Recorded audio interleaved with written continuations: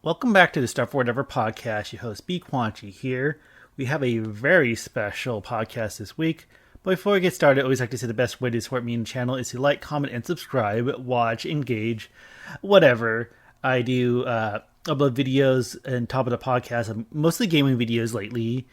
On YouTube, BQuanchi, on Twitter to follow my tweets or retweets or whatever, and also on Twitch because I do stream gaming and all that. I've been a little since the end of the year. I would have to say this is probably the last podcast for a while just because it's solo, and I don't know if anyone's like watching or listening more so.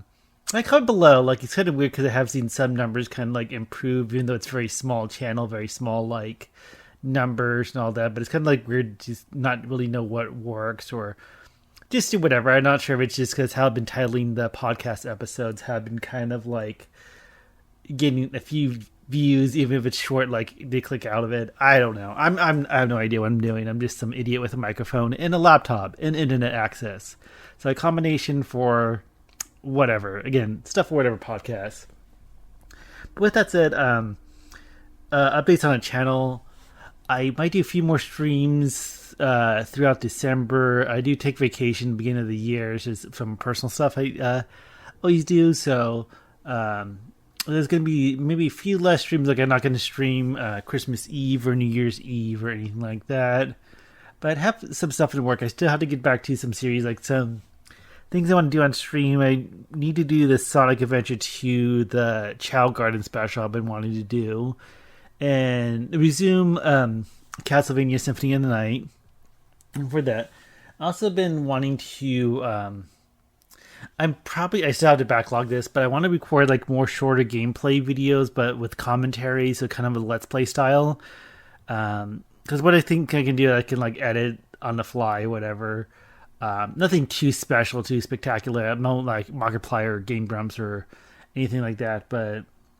What I want to do is like I think a lot of them are going to focus on indie game demos, just like mostly stuff that doesn't feel like would be like a good stream in terms of length. Like maybe it'll be done with 30 minutes or shorter. So I'm thinking instead of like I did it, and then I've done it in the past too. I had like 3 indie game demos, so I kind of like play them back to back on one stream, which are up on the channel as well. But kind of think it was going to be like shorter, like gameplay. I think if I do like actually like play games in a series or like beat them from start to finish, that's going to be through a series of stream. But I just kind of think of testing that format out, even though I still have to get it going. And I think I wanted to mention with gaming as well is I recently got a new controller for my laptop because I do a lot of it on my laptop for my streams. I have one that's been working for a while. Some Easy SMX, the ESM 9110, which have been working really good. But what I did recently is got a second one because when I visit family, my nephews like to play games on my computer. We hook it up to the TV and stuff like that. So I'll get a second controller since my other controllers we had last time it was kind of a cheaper one, and like the Droid analog sticks got really worn out really badly. So that's why I got a new one. It's got like the same controller, but I've been kind of weird with the mapping. I think it's better now, but it's like one of those annoying things that each controller uses its own dongle. Like you plug into the USB of the laptop, and for some reason they would like some weird stuff like the right analog would map to my computer mouse and whatever, and like things would like. Usually with Steam it kind of syncs up pretty well, but like I was playing Fall Guys on my own time, and it was like being really weird. Like I was like bought Showbucks by accident. Like, no, don't do that. So, I'm not sure if any feedback, like, I don't know, kind of looking at it seems kind of weird, like, the overall, like, hey, I don't want this to map to that. Like, I don't want my right joystick to map to my computer mouse. So, it just seems kind of weird. I've been looking at Steam, it said something about, like, Joy-Con stuff, so I did have to update some stuff on Steam, because I tested that, oh my god, Stick Fight game. And then when I want to control it, all of a sudden, like, oh, let me just try this. And all of a sudden, 2 players come down, even though it's just one controller. And then I try the second one, and there's 2 more. So it's like 4 characters. It was kind of weird, but wouldn't mind some feedback, like any recommendations. I have seen the Easy SMX, the 9110, whatever you want to call it. It's a pretty good controller. I like it. I think you can also use it with other consoles too. Like, you have to use USB to get the little dongle to connect and all that. Like, I haven't tried it yet, but I'm sure I can use it with my Switch. That's what it says on the box and stuff like that. But just to put that out there, like any strong controller recommendations for PC. I don't know, I kind of wish I need to get like a good. Sometimes I feel like it costs more, but because my laptop does have Bluetooth installed, set up, whatever you call it. I know they have like little accessories you can plug in as well, but that's what I mostly use my Bluetooth headphones for. But yeah, just kind of like thinking out loud about what works gaming wise with my laptop. So the next thing I'm going to talk about on this podcast, maybe this is kind of an interesting story, but this is how my vet thought my dog was dead. Like, let me start from the beginning. This is kind of recent, but it's kind of a weird story. This kind of spoiled ahead of time. My dog's not dead. He's perfectly fine. I have 2 dogs, and both of them doing pretty well. One's actually sleeping behind me as we record this podcast. So basically, a few weeks ago, like 2 weeks ago, I made an appointment with a vet. A bit further back, because it's a pretty busy vet that's close by to me, so it's not like a really small one, but not too crazy. So I made an appointment because my dog has hypothyroid, so he's on thyroxine medication twice a day to maintain it. And his lab work's been really good, but we like to check it yearly just to make sure he's at a good dose. So I made an appointment like, okay, we're going to do his exam and check his blood work and all that. Blah, blah. They even have like an email they sent like, oh, confirm your appointment, all that. So I went to the appointment and then like check in and like look at a schedule and they didn't see me and stuff like that. I'm like confused, like, no, I had the email right here and all that. And then they said like someone called and canceled the appointment, which I thought was really weird because no one else, like, I don't think anyone knows where I take my dog to for vet care or anything like that. Like, oh, whatever. They kind of like squeezed me in terms of like to have me wait in the lobby while they took my dog back to get blood work and all that. I thought that was really weird. Like, that's not the main part of the story, but it's good context because that kind of caused some concerns later. Like, why is my dog appointment got canceled? My dog doesn't have like too common of a name, and my last name is definitely very uncommon. So it's like, I guess mistakes can happen. Like, I actually worked at a vet clinic before, and there's so many dog names that are very popular, like Bella and Stella, like really popular ones at a time. Like everyone was naming a dog that, so make sure you have the right dog. So I thought that was kind of weird, but like I just kind of shrug it off, like things happen, whatever, things get busy. So got the results and all that and stuff like that. So everything seems good. And then this is where the story gets a little bit more interesting, is that a few days later, I noticed I got a card from my vet. I didn't open it right away. I just got it set on the counter. Like, oh, that's kind of weird. Like, I know it's coming around the holidays, so I'm not sure if it's like a holiday card or if it's like a thank you for coming in or thanks for being patient. Because I think they do see a lot of animals have a lot of clients. So I think it's kind of weird for them to. I think it would be so much for them to like do like a huge like greeting card, whether it be Christmas or thank you, whatever.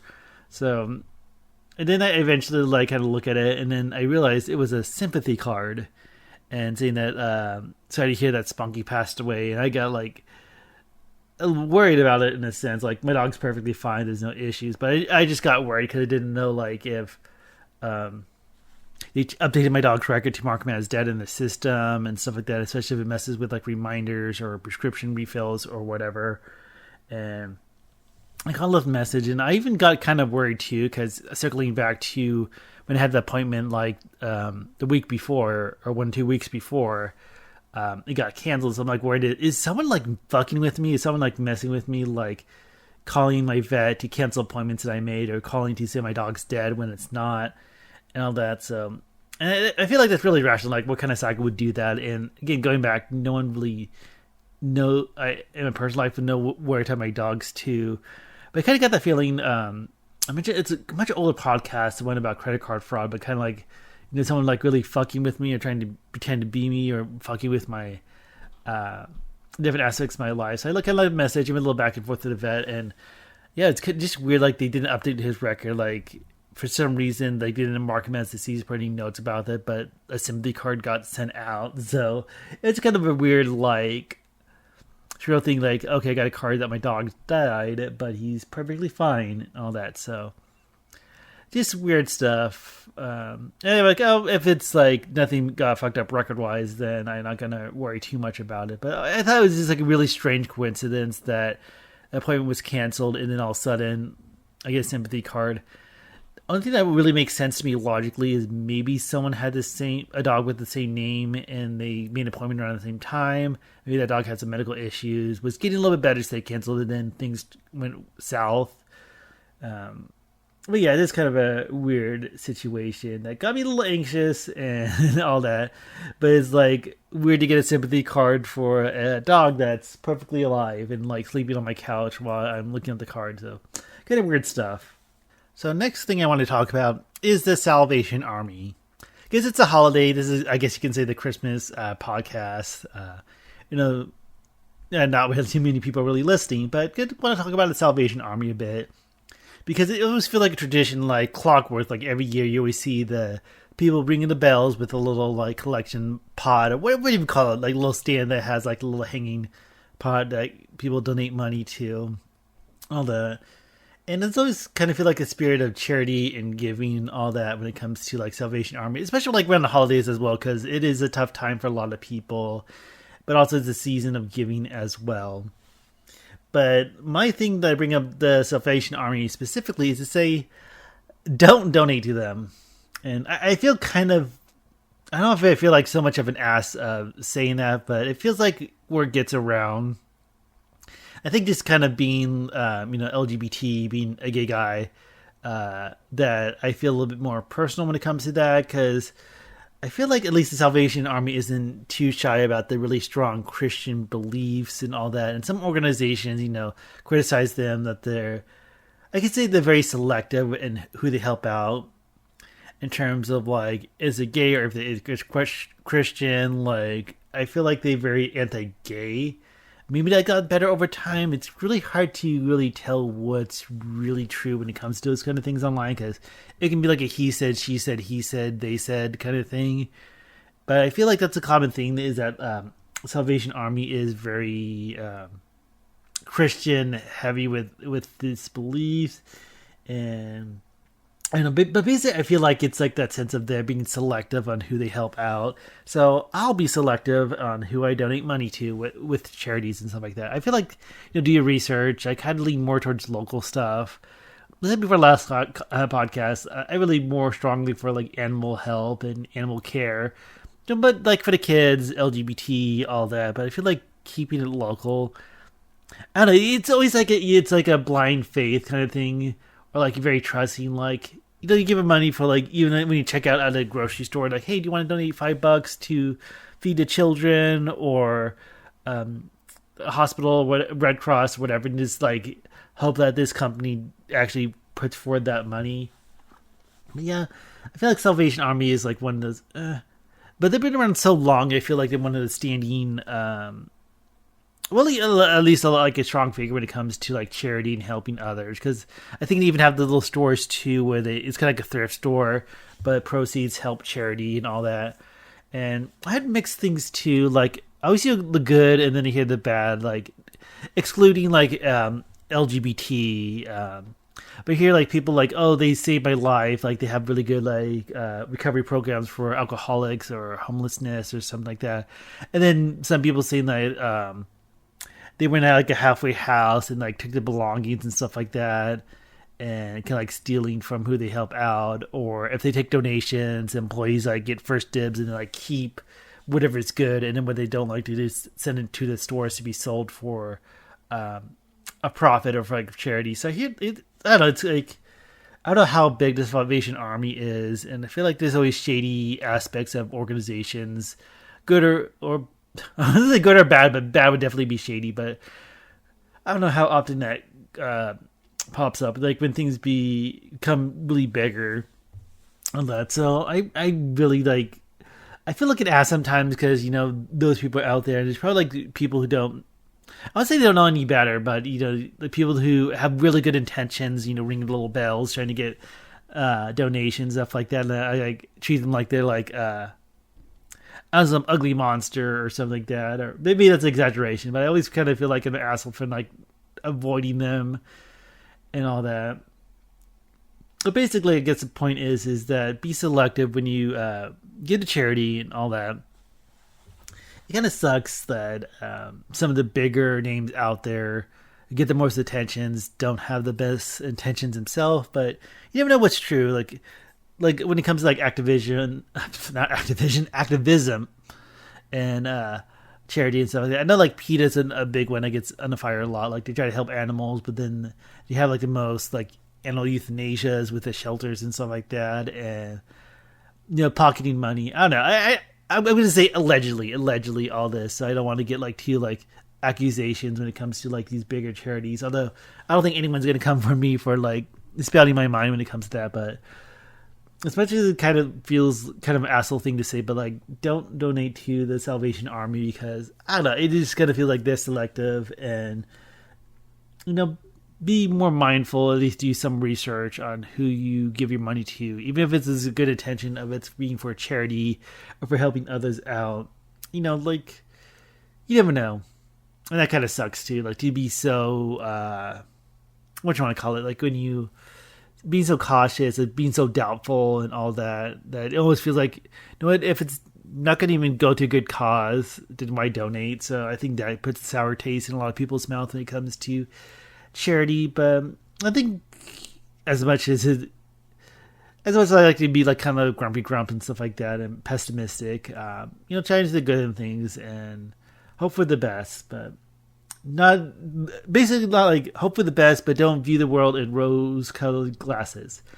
That's actually one of my favorite quotes from BoJack Horseman.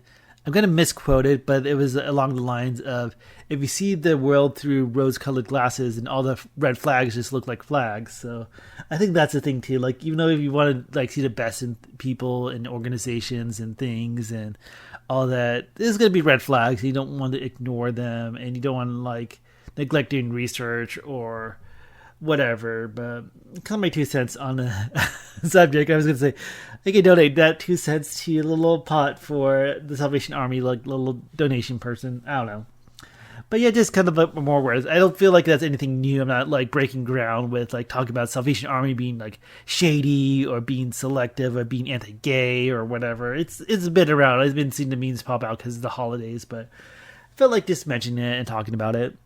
And then another thing I want to talk about is, since it's getting close to holidays, like gift ideas. And I feel like I'm really bad at this, but I don't really have too many people I give gifts for and all that. Like I mentioned in the last podcast, like don't use charity or don't do gag gifts. Like those are the 2 things I say like don't do for a gift idea, is a gag gift. I talked about established titles last podcast, which that's a huge mess. Like don't do anything that's a gag gift. Like basically, if a good thought, because I know like some people like so bad at giving gifts, like I have no idea, like so bad at getting a gift. Like put yourself in the receiver's shoes. Like if you feel like, if I got this gift, would I be pissed off? Like if I got a title saying I'm a lord, or if I got a certificate saying I own a star, I would be pissed off. When it comes to charity too, like, a lot of people do that as well. Like give a charity, donate to a charity in someone's name. And it's like one of those mixed things. Like, hey, it's for a good cause, hopefully, but it's like the person you have in mind is not actually getting anything. But just go to like the front of like stores like Walmart's or Targets. Like I've been seeing that, like I see it every year, but I feel like just reminded of it. Like they always have like those like last minute gift ideas. Like it'd be like a puzzle, like word puzzles, or I thought there was a cool one. It's like a little magnet statues. Like it looks like just like nuts. Like bolts to nuts, but it has like a pedestal that they like magnet, so you can like build stuff. I seen it with like metallic beads as well. I feel like that's always fun too. Like that's a good gift idea, is to have like those magnetic like quote unquote sculptures where they be like little bolts of nuts or like little beads. Even like a mug. Like I'll be happy with a mug or food items. Like, oh, this comes with like cocoa mix or whatever. Some really like neat things, but just like browse through that. Like I rather get something that's like kind of last minute thought, but it's still a good thought. It's like an actual, not to say like, oh, it's about materialism and getting physical items, but like, I feel like over time, like that's been stepped up in terms of like little gift ideas. Like they come in little boxes and stuff like that. They have like I feel like it's like, and they say like with the fourth quarter, like the holidays, that's like the most profitable time for retail stores and stuff like that. But you can find like cool like last minute ideas, like, oh, that's kind of neat. Like sometimes I feel like stuff like I wouldn't buy this for myself, but if someone got it for me, I would still enjoy it. Would it be like a weird like stupid fidget toy or whatever? But it's out there, because I remember back in the day, like when I was in elementary school, they had like the little like, it's kind of like a book fair, but they had a focus on Christmas items like ornaments or this and that. So like, oh, get like $10 and buy stuff for like my siblings or mom and dad or something like that. But even like a mug, like who doesn't like a mug? Even if you don't drink coffee or hot beverages, like it's something. So I say like when it comes to gift idea, anything of value, whether it be like some dumb physical gift or a gift card, like give somebody something that they can hold, use. Even I feel like, I don't know, I feel like there's mixed ideas when it comes to gift cards. Like, hey, I rather have that. I would say, hey, I'm not sure if I'm going to get you the right thing or the best thing that you would want. Here's something of value that you can choose. Maybe like gift cards for like Nintendo eShop or Steam for video games, or Amazon. That's a good one too. Like, no one's going to get mad at an Amazon gift card unless they're totally anti-Amazon, which I don't think anyone really is. Even people have like the grievances and stuff like that when it comes to big, huge companies, but whatever. But like, give people like actual stuff. Don't be stupid. So the next thing I want to talk about is about commercials during this time of year for like the holidays and Christmas and all that. And it's always kind of weird, like how some things get really like advertised heavy during the holidays, and sometimes it makes sense. Like it comes like with, I guess, candy too. Like you have your Hershey Kisses and your M&Ms, and they have like the little holiday like colorings for them, and like food and stuff too. Like, but then like some stuff like the Coca-Cola stuff, like with Santa Claus or the polar bears and stuff like that. Like, people drink Coke soda all year round, but it seems like the holiday makes it more festive. Like, ooh, make Coca-Cola part of the holidays and stuff like that. And you have like retail stores, like for clothing stores, like maybe Old Navy. But I think like the car stuff too becomes a little much. Like, you know, it'd be really cool to get a car for Christmas. I don't think that's the case for a lot of people, at least your average Joe kind of person. Like, the Honda Days or Toyota-thon, or I don't know. I think Honda Days is like a big one too, but it feels like, oh, buy a car for the holiday. It makes a great gift and stuff like that. And it just, I don't know. It feels like it gets a very commercialism. I don't want to be like, oh, anti-commercialism and stuff like that. Because I do like my materials. I do like my things. Like, give me money, give me items, give me possessions. I want it all.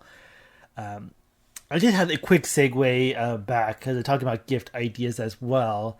And it's the Christmas time. One big thing I wanted to mention when it comes to giving is don't get a pet, don't get an animal as a gift idea. Like, don't force it onto anyone else. Don't surprise the kids. Don't surprise the family.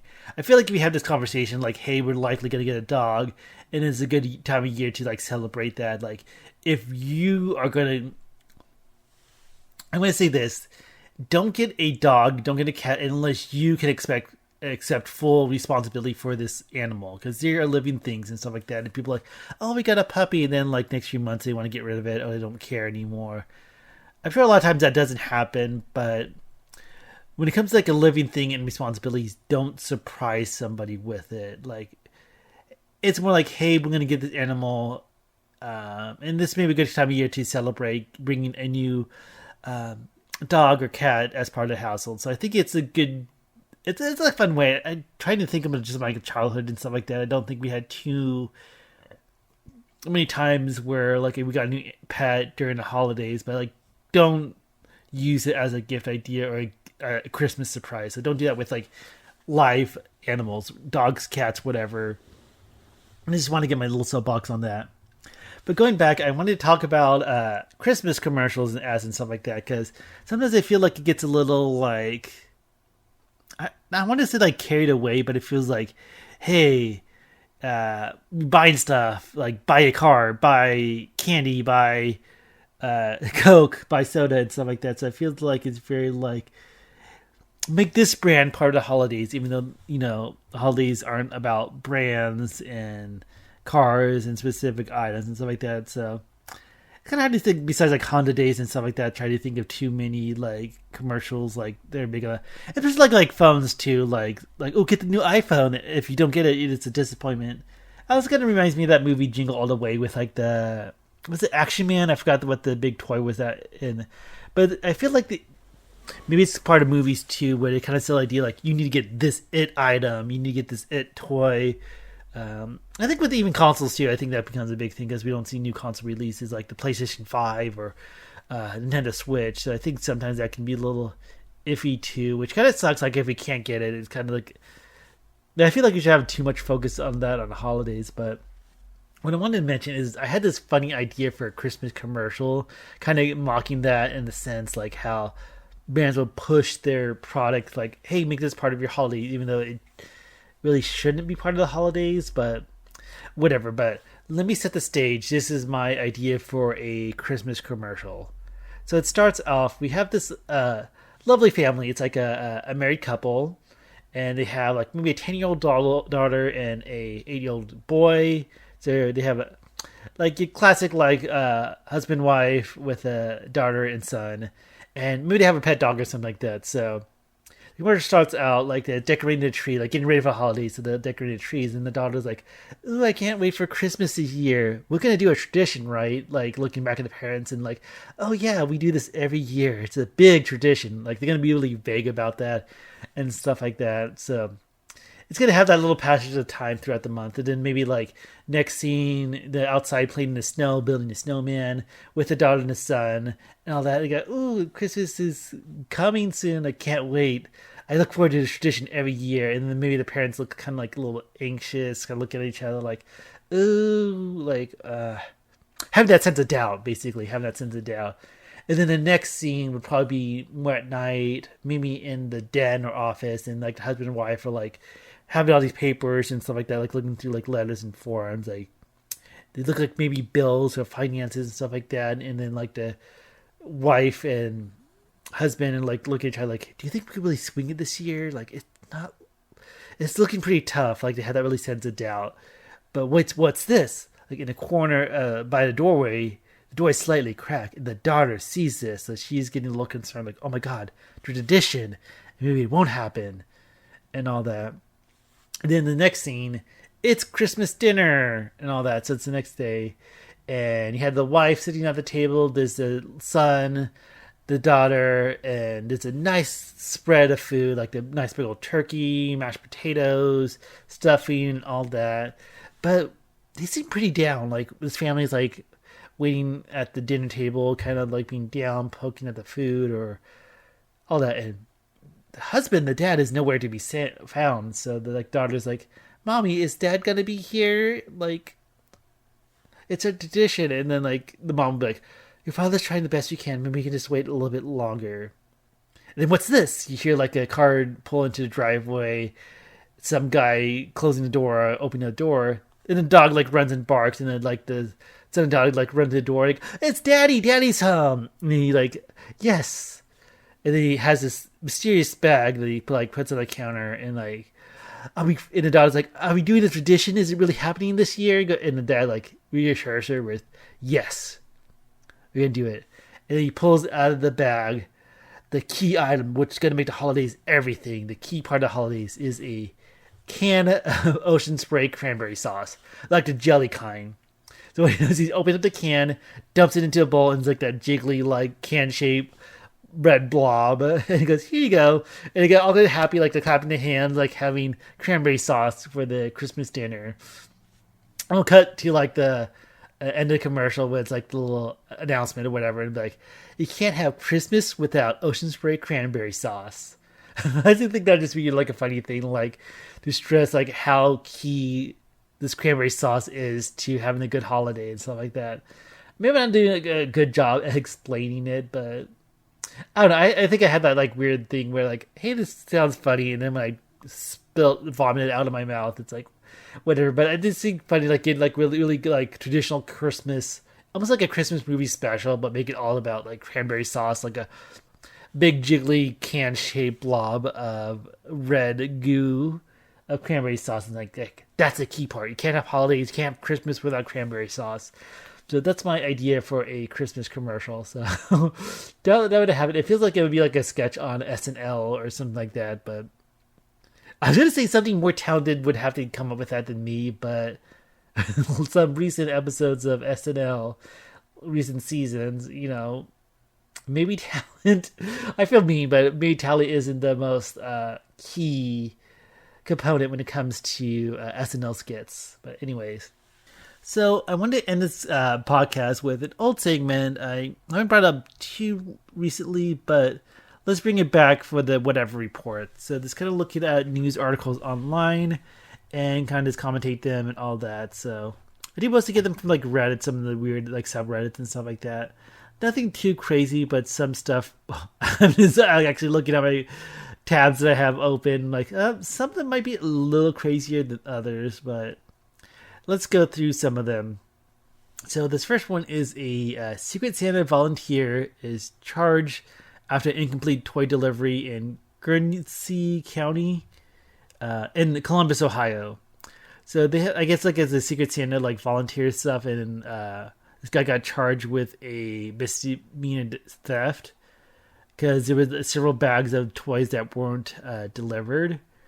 And I feel it's kind of sketchy. Like I see like the little photo and like, it's like one of the things like you kind of have to be like a real dick, a real Scrooge, or not Scrooge, wrong character, Grinch. Like because even says that called like Grinch. Like I guess it was 9 bags that they picked up, but only delivered like some of them 5. So you delivered 5 of the 9 bags and stuff like that.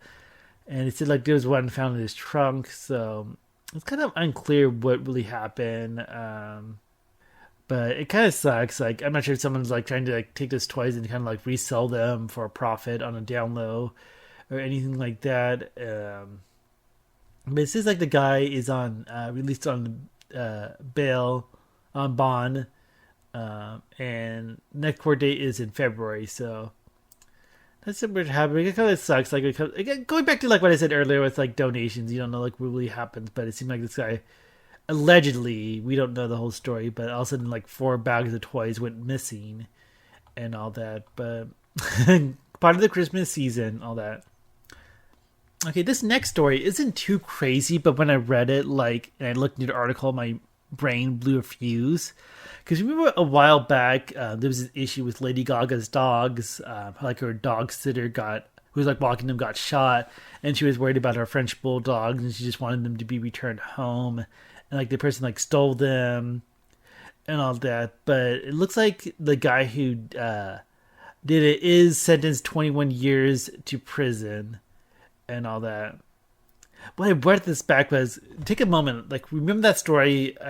I'm pretty sure it got some mainstream attention, depending on what you consider mainstream. But remember when Lady Gaga was really concerned about getting her French bulldogs home? Her dog sitter got shot. I think he wasn't killed, but injured. But this happened last year, and I guess it like tells you like how long the legal system works. But I thought like, did this happen like years ago? But I was like, no, this happened in February of 2021. Lady Gaga being concerned about French bulldogs, but yeah, the guy got sentenced to jail for 21 years, according to this story. But I was like. That's the only thing I bring it up is like, wow, that happened last year. That was like, I did give it, it's like a year and a half ago. So almost 2 years. It became a couple months. But it's like, that felt like a long time ago. Like, what's happening with the time continuum when it comes to all that? But small little weird update with that.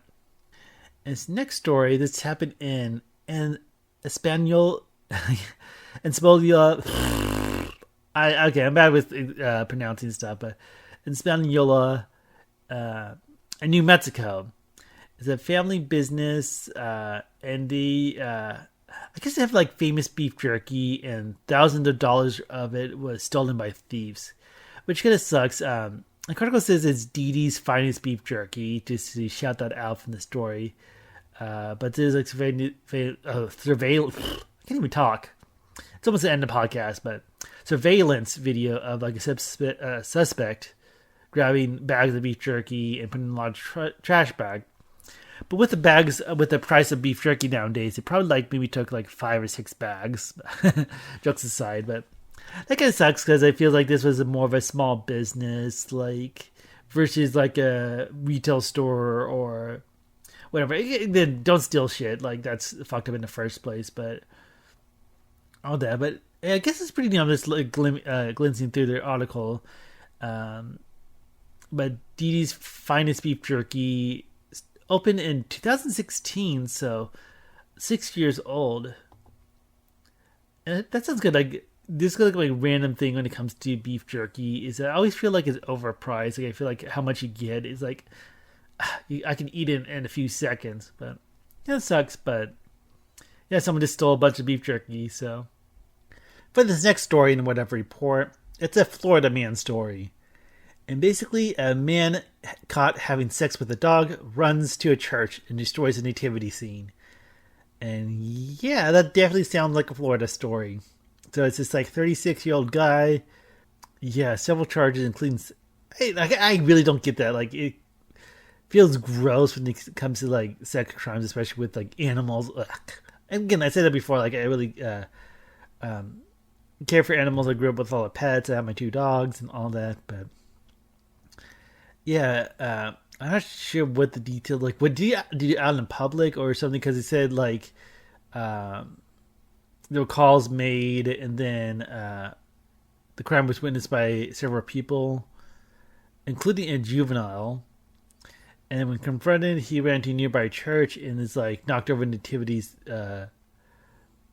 display and plants, causing about $400 in damage. It's not like the worst thing in the church, but that just seemed like gross, and I don't even know why people even do that when it comes to like sex crimes and stuff like that. Like, just like if you're horny, just fucking jerk off. Like, I'm not sure if it's just I'm really good with my hands or anything like that, but I never. Okay, that's a whole different discussion. But I feel like no, I never. This is gonna be something messed up when it comes to like sex crimes like that. But yeah, Florida man had sex with a dog and then ran to church to destroy a nativity scene. That's the story. And this next one, I don't want to dive in too much because I feel like my brain would just explode because I don't. It's like one of those like rabbit holes I don't want to dive into. But I guess like QAnon followers are arguing that the Beatles, with like Paul McCartney and Ringo Starr and John Lennon and all that, were involved in witchcraft and child sacrifice and all that. It's like, okay. And then I was like skimming through the article and it said like I guess QAnon followers also believe that JFK Jr. is still alive and that President Biden is actually a robot. So I don't know what the fuck goes on with these people who like believe these things and all that, but they're saying like the Beatles were satanic and were sacrificing children, all that. Yeah, just to say like, hey, people believe in this shit. That's the whole point of bringing this up.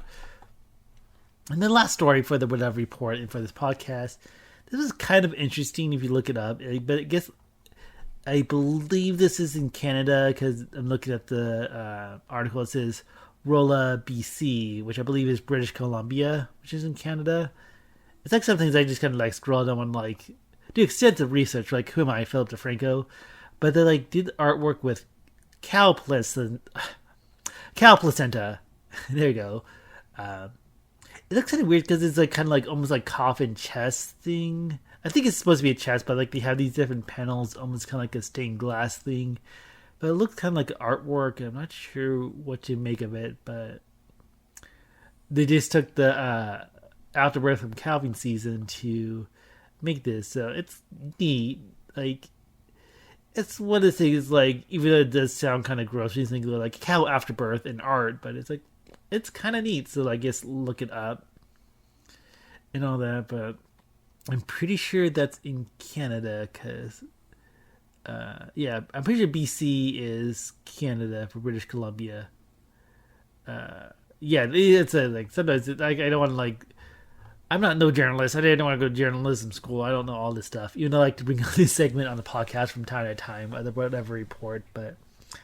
that will do it. So that will end this podcast. And again, the best way to support me and the channel is like, comment, subscribe, watch, comment below. Like, let me know what works, what doesn't work, all that. But probably going to be a good break from the podcast, and we'll see what happens down the road. I would like more engagement, more involvement. Kind of make it maybe more interactions when it comes to podcasts versus me just being an idiot with a microphone. But it is what it is, and if someone enjoys it, I am happy. And if not, it kind of gives me that just experience of just like articulating thoughts. If you can call this articulating thoughts and speaking well, speaking good, whatever. So anyways, that will do it for this week. And until next time, y'all have a good holiday season. Have a good, happy new year and all that. And take care. Bye.